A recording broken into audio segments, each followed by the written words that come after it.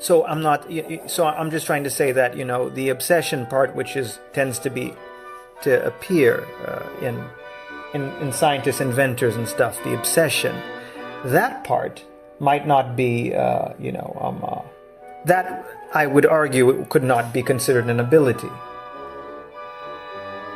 Okay, so that is being obsessed with something. As I said, I'm not sure I would call that an ability. And now there's an idea that some psychologists have that we start out with a small ability, larger ability than other people, and that gives us, because we're able to do something that somebody else can't do, it's easy for us. It gives us a little bit of preference, and that preference helps us build more ability. And then it goes back and, we get better and better. And down the line, you're much better than somebody else at something, There's that idea. And maybe we just start out with a preference. Who knows? Maybe we start out with some preference, in some cases at least.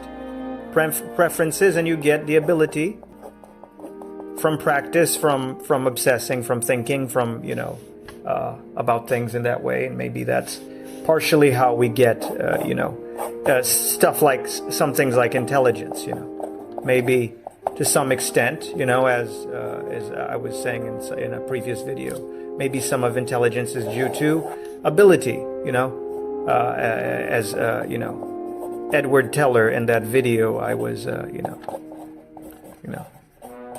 was saying about John von Neumann, if you remember. Anyway, yes. So, it's just that I have a suspicion that to some extent, a lot of achievements and, perhaps some abilities stem from preferences and preference itself, is I don't think should be considered an ability.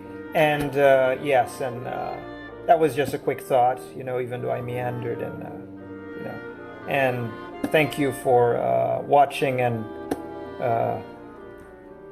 please remember to like and subscribe, and see you next time.